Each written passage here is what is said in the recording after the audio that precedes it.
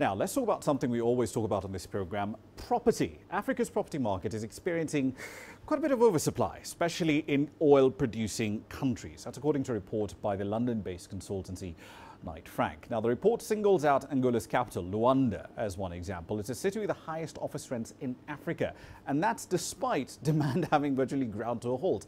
20% of new office buildings over there are pretty much empty. Monthly prime office rents in Luanda have fallen to an average of about $80 a square meter this year. That's from $150 a square meter in 2015. Now, the report has also found there's quite a bit of oversupply in the Nigerian cities of Lagos and Abuja.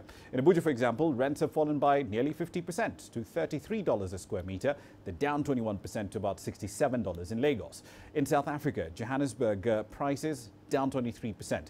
On the flip side, though, real estate markets in some of the smaller East African economies, Tanzania, Kenya, Ethiopia, Rwanda, they've all benefited from a drop in crude prices. In West Africa, Cote d'Ivoire and Senegal are benefiting from improved political stability and investments in infrastructure. Now, obviously, we've painted a bit of an alarming picture here of African real estate, but let's get a deeper understanding of what exactly works and what doesn't work from a company that is putting quite a bit of money into real estate, specifically hotels. Andrew McLaughlin is the Senior VP at Carlson Residence Hotel Group. Thank you for your time. Evening.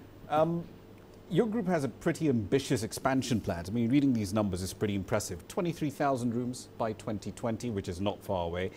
What countries are being targeted for this expansion plan, and how are you funding it?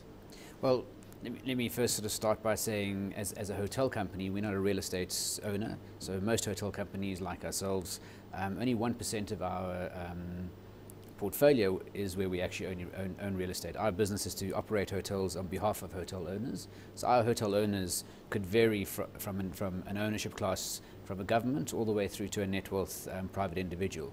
So if we take the African growth we have at the moment, 85% of that is actually being invested by Africans in Africa in their home territories. So it's a Kenyan in Kenya who understands the Kenyan real estate market and actually wants to diversify out of some of the other real estate classes into a hotel real estate class, which is a high performing real estate class compared to some of the others. So effectively that takes all the capital expenditure out of your books, and which would make you guys sort of like an IP and services company. So we operate on an asset light business model.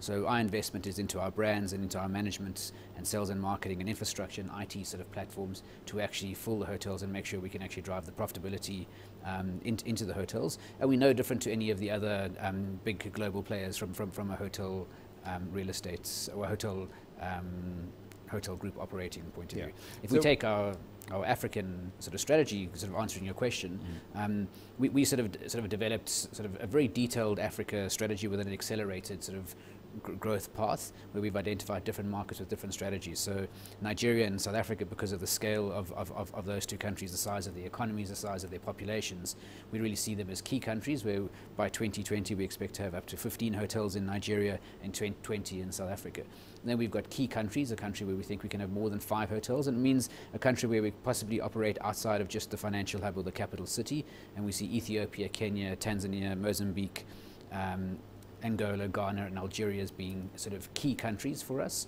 And then after that, we really sort of focus in at creating sort of business routes within sort of economic communities. So looking at the East African economic community or the economic community of West Africa, the ECOWAS community, where we develop business routes within those countries. Because we don't, for instance, see ourselves operating in Togo outside of Lomé. So in Lomé, we'll have one hotel, but in Cotonou, we'll have another hotel in Benin, and we'll set up a business route within the ECOWAS community. And most of your clients, at least 54%, according to your last annual report, those are all the guys who come to stay in your hotels, basically just businessmen. That's correct. And we're really sort of focused on business travel. So our sort of portfolio split is sort of an 80-20, 80% sort of business travel and 20% leisure. And it's really because the business travel is a lot more sort of resilient. So if there's a travel ban, or there's an outbreak of a virus like Ebola, or there's political sort of uncertainty, a business traveller doesn't cancel his trip, he just postpones his trip. He might delay it by 30 days or 6 weeks, but he's back in that market doing his business. Where from a leisure point of view, if there's the same type of sort of travel warnings, a leisure travel doesn't postpone his trip, he actually cancels it. Which is basically what we saw in places like Sharm el-Sheikh, for example. Yeah, exactly. Yeah. Or even along the east coast of Kenya. Right.